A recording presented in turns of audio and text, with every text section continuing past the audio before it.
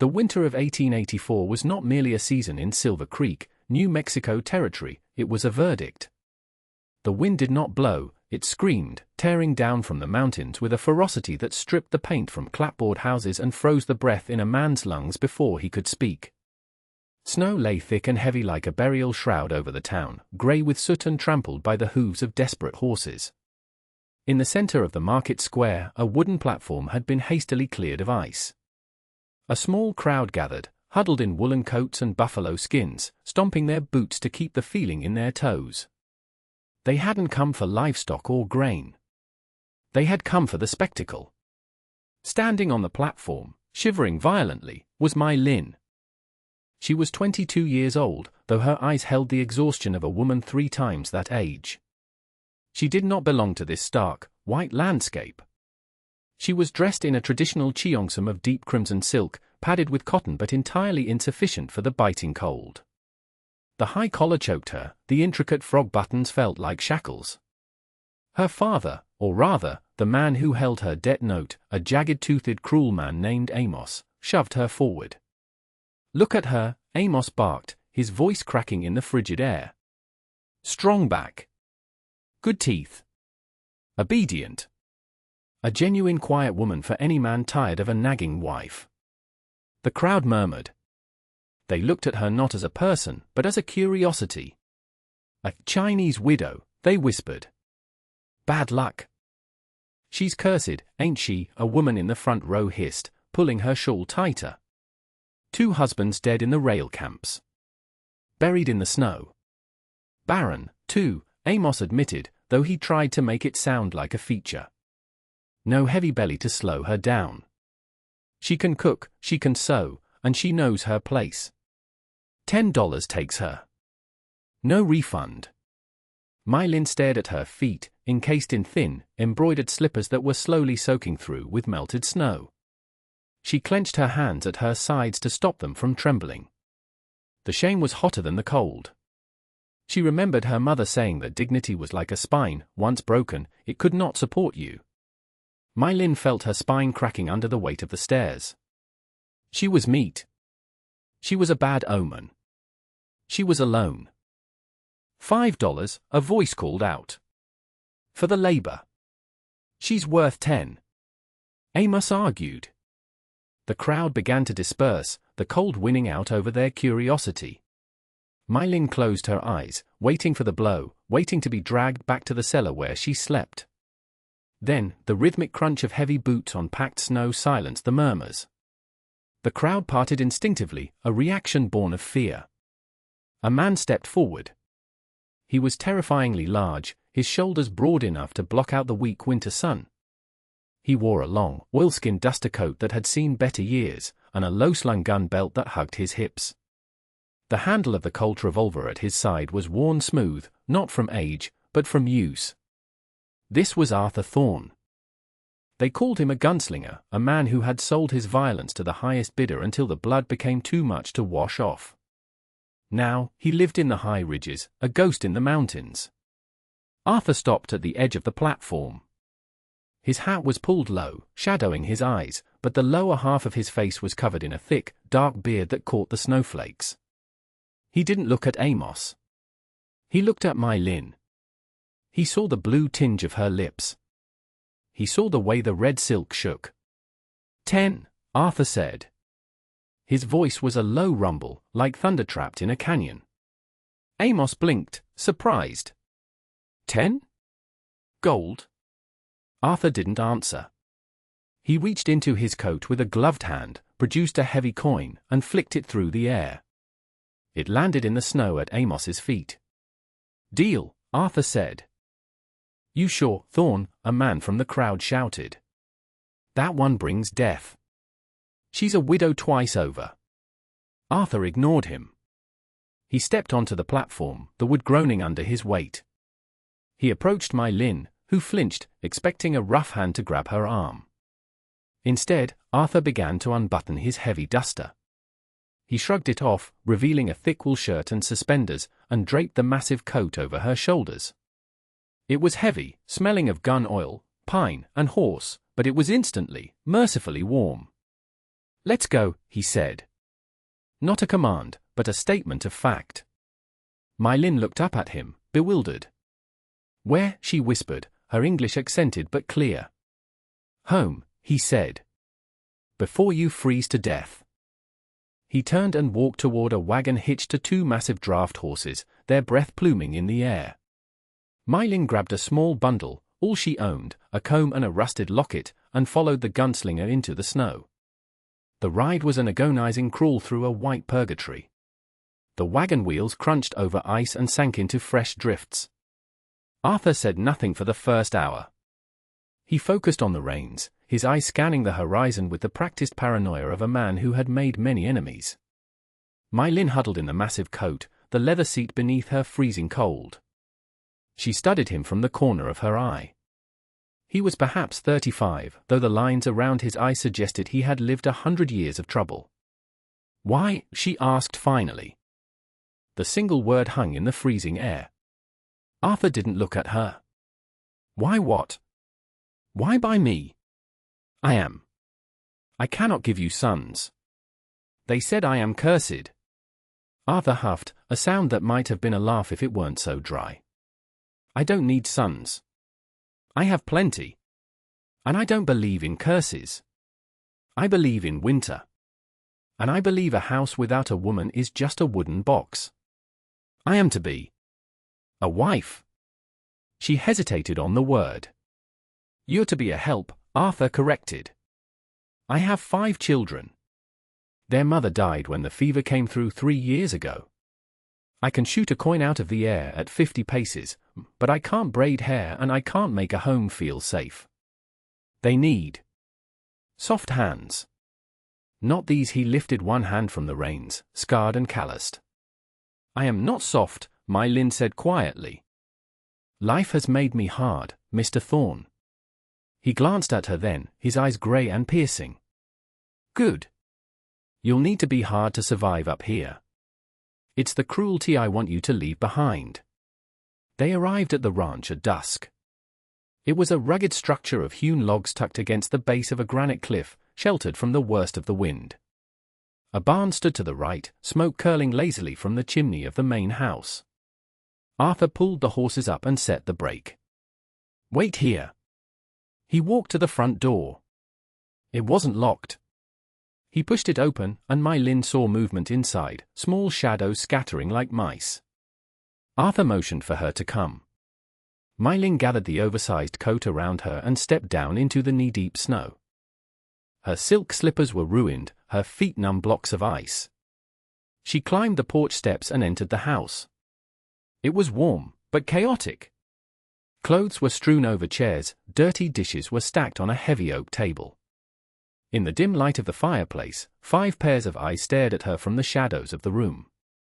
"Come out," Arthur said gently. Slowly, they emerged. Jacob, the eldest at 12, looked at her with suspicion, his arms crossed over a chest too thin for the cold. Samuel, 10, stood behind him, silent and watchful. Thomas, 8, wiped a runny nose on his sleeve and blinked curiously. Lily, the only girl, was 6, her hair a tangled bird's nest of knots, clutching a rag doll. And Noah, just 4, hid behind Arthur's leg, peeking out with wide, fearful eyes. "This is My Lin," Arthur announced. "She's staying." "Is she a new mama?" Noah asked, his voice a tiny squeak. She's going to help us," Arthur said, avoiding the title. He turned to My Lin. "The loft is yours. I sleep in the back room. Boys in the main room, Lily has the alcove." My Lin looked at the children. They were dirty, their clothes mismatched and torn. They looked at her red silk dress and her foreign face with a mixture of awe and confusion.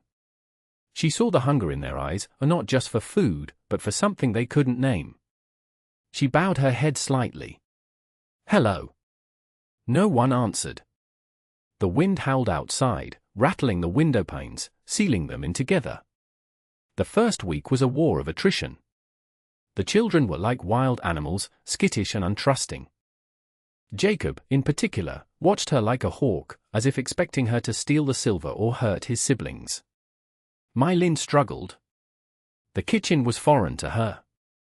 There was no rice, no bok choy, no familiar spices. Just sacks of flour, beans, salted pork, and potatoes that had begun to sprout eyes. She tried to make biscuits, but they came out hard as stones. She tried to scrub the floors, but the water in the bucket froze if she left it too long near the door. One evening, for days in, she was attempting to make a stew. Her hands, still aching from the cold draft that seeped through the kitchen walls, were clumsy. She lifted the heavy cast iron pot from the hook above the fire. The handle was slick with grease. It slipped. The pot crashed onto the floorboards with a deafening clang. Hot broth and potatoes splattered everywhere, soaking into the wood, ruining the only meal of the day. The room went deadly silent. The children froze. Jacob flinched, stepping in front of Lily as if expecting a beating. My Lin stood paralyzed, horror washing over her. She knew what came next. She waited for the shouting, for the back of a hand, for the anger she had known with Amos and her past employers. The back door opened. Arthur stomped in, shaking snow from his beard. He stopped, looking at the mess on the floor, then at My Lin's terrified face. He didn't yell. He didn't curse. He sighed, walked over to the wood box, and grabbed a shovel. He scooped the ruined vegetables into a bucket for the pigs, then grabbed a rag. "It's just stew," Arthur said, his voice surprisingly soft. I have wasted the food," My Lin stammered, waiting for the punishment. "I am clumsy. I am stupid." Arthur stood up, towering over her. He reached out, and she flinched. He paused, then slowly reached past her to grab a clean towel. He handed it to her. "You ain't stupid, My Lin. And you ain't clumsy. That pot weighs 20 pounds and you're half frozen. We have dried meat in the cellar. We won't starve." He looked her in the eye. "Nobody gets hit in this house for an accident. Do you understand?" My Lin stared at him, tears prickling her eyes, not from sadness, but from the shock of mercy. "Yes," she whispered. Arthur nodded and walked back out to the barn. That night, she sat by the fire, sewing a patch onto Thomas's trousers. The red cheongsam was packed away in her trunk. She now wore a grey wool dress Arthur had found in a trunk of his late wife's things. It was too big, but she belted it tight. Noah, the 4-year-old, crept over to her. He didn't speak. He just leaned his head against her knee. My Lin stiffened, then slowly, hesitantly, rested her hand on his hair. It was soft. He let out a content sigh. Something inside her, a knot tied tight by years of grief and survival, began to loosen. Winter deepened. The snow piled up to the window sills. The house became a ship adrift in a white ocean. The turning point came with the sickness. It started with Lily. A cough that sounded like barking, followed by a fever that burned hot to the touch. By midnight, the little girl was thrashing, unable to breathe, her throat closing up. Arthur was frantic. He paced the floor, his face pale. "I can't lose her," he muttered, more to himself than anyone. "Not her too." "Get me water," My Lin commanded. Her voice was sharp, authoritative for the first time. "Boiling water. And bring me the whiskey and the jar of dried leaves from my trunk." Arthur didn't argue. He ran. My Lin took charge. She didn't know Western medicine, but she knew the old ways of her grandmother. She crushed the dried mint and willow bark she had saved, mixing it into a paste.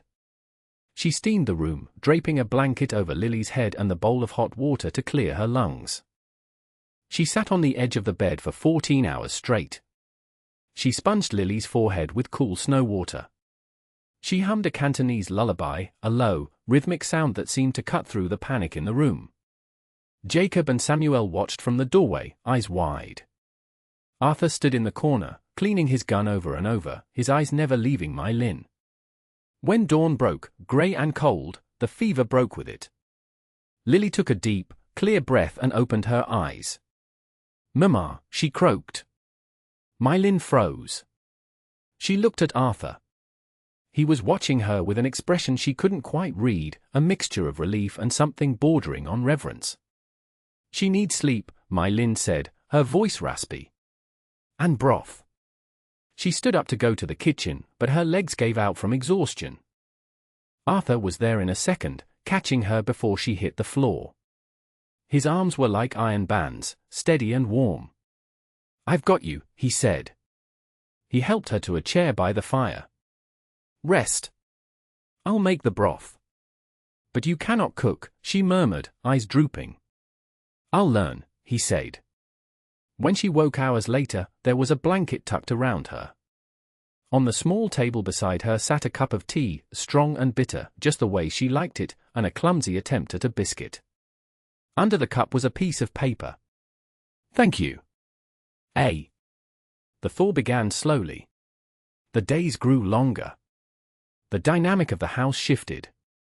My Lin was no longer the stranger in the red dress, she was the axis upon which the household turned. She cut the red silk cheongsam into strips.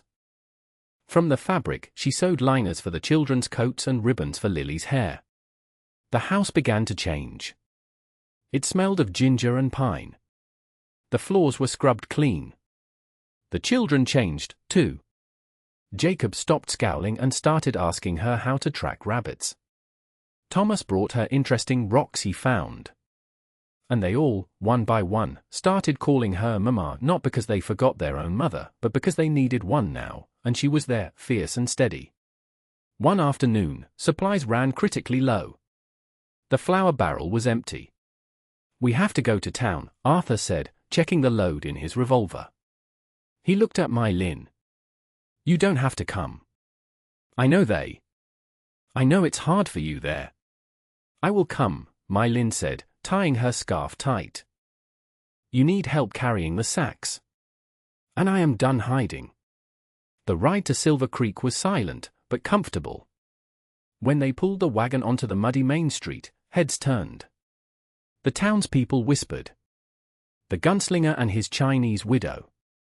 They walked into the general store together. The shopkeeper, a balding man named Mr. Henderson, sneered as My Lin placed a list on the counter. "We don't serve your kind in here unless you have coin up front," Henderson spat, looking at My Lin. "And I heard you're living in sin up at the Thorn place."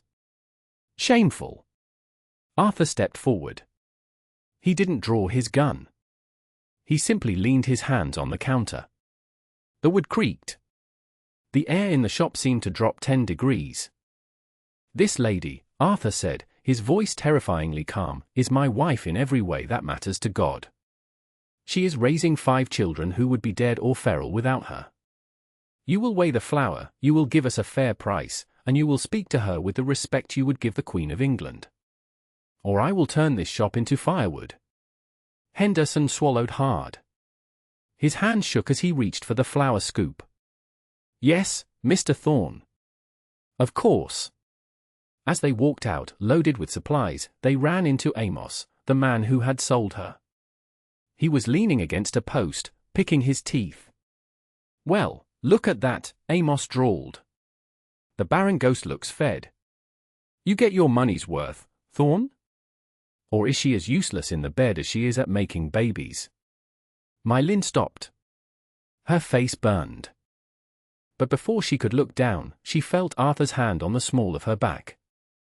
Steadying her. Claiming her.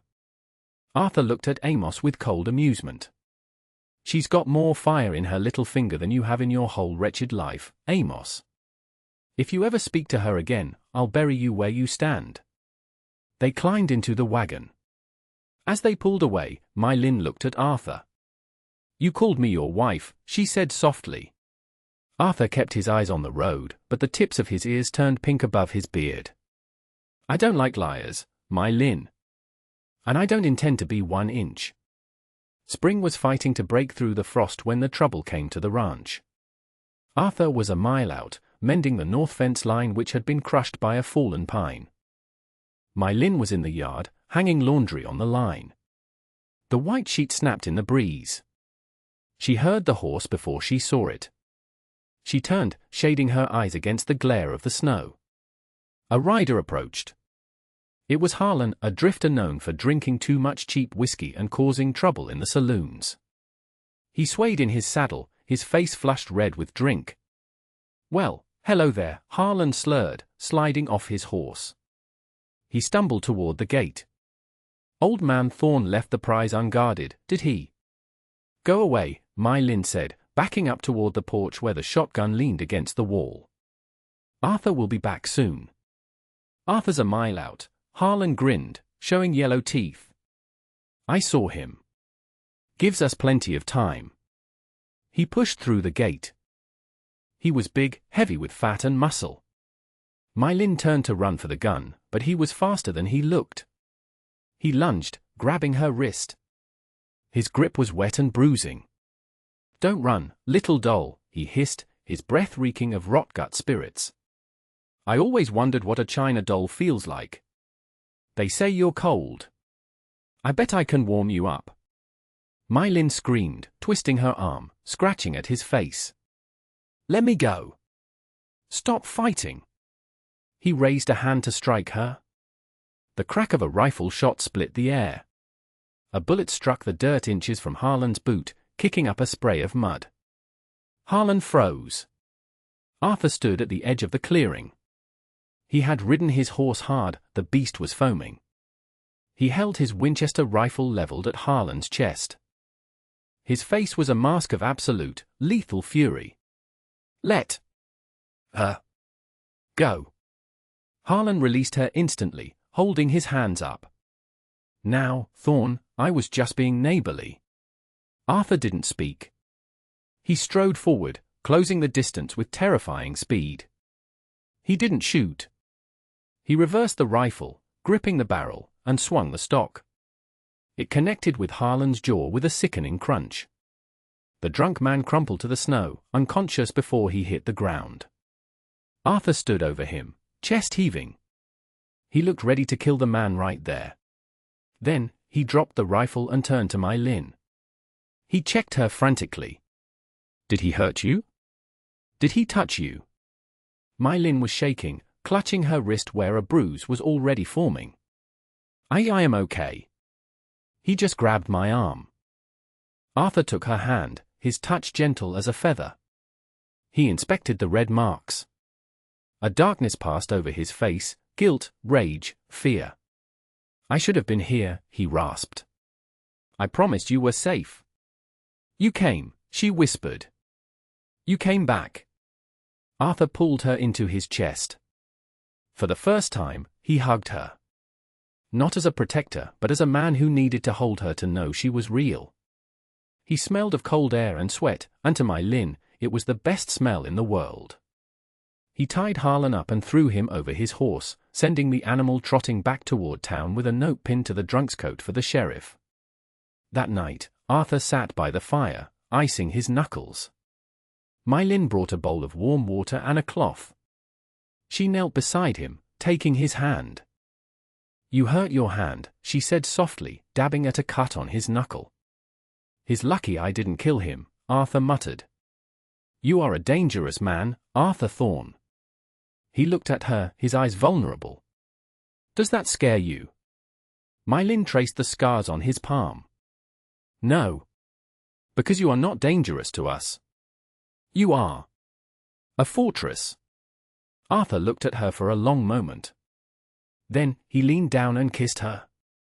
It was tentative at first, rough with beard and hesitation, then deep and desperate. It was a seal on a promise made months ago in the snow. The final test of the winter came 2 weeks later. The snow was melting, turning the world to slush.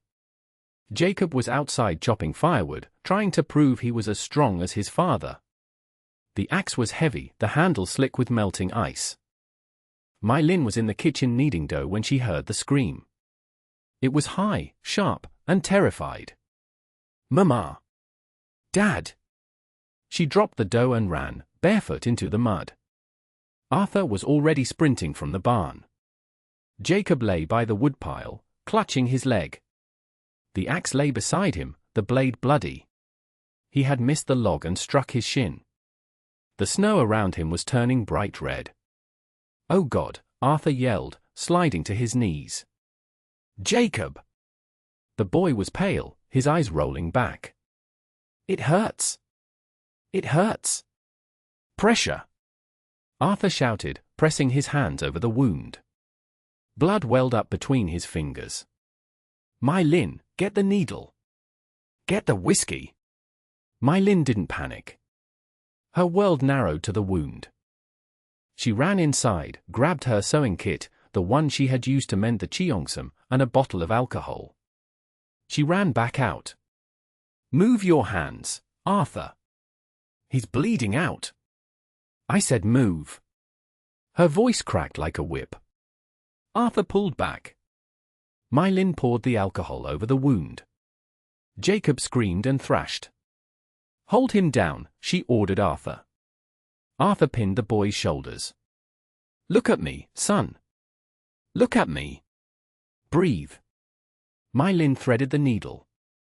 Her hands, which had once trembled with cold and fear, were now steady as stone. She pinched the skin together. Sorry, baby, sorry, she whispered as she pierced the skin. Stitch after stitch. Quick, precise, efficient. The bleeding slowed. The wound closed. She wrapped the leg tightly in clean linen. Jacob had stopped screaming and was now sobbing quietly, his face buried in the mud. My Lynn stroked his hair, her hand stained with his blood. It is over. You are safe. Mama has you. Jacob looked up at her, tears streaking his dirty face. Mama. Yes, Jacob. I am here. Arthur sat back on his heels, his breath coming in ragged gasps. He looked at his son, safe. He looked at the woman who had just saved him. He looked at the blood on her hands, hands he had once thought were too soft for this life. He reached out and took her bloody hand in his, pressing it to his lips. Blessed, he whispered. You are blessed. Spring finally broke the back of winter. The valley turned a vibrant green. Wildflowers pushed up through the earth where the snow had been. On the porch of the cabin, the family sat together. Jacob was limping, but walking. Lily was braiding my Lynn's hair, weaving blue ribbons into the black silk. Noah was asleep in Arthur's lap. My Lynn looked out over the valley. She wore a simple cotton dress now, but around her neck hung the locket Arthur had retrieved from the pawn shop in town, her mother's face. She wasn't the Chinese widow anymore. She wasn't the barren ghost. Arthur shifted, his arm coming to rest around her shoulders. Penny for your thoughts, Mrs. Thorne. My Lynn smiled, leaning into his warmth. I was thinking, she said, watching the wind ripple through the new grass, that I like the spring. But I am glad I came in the winter. Why's that? Because, she said, looking at the man who had bought her for $10 and given her a priceless life, the winter showed me who was strong enough to stay. Arthur pulled her closer. We aren't going anywhere, my Lynn. We're home.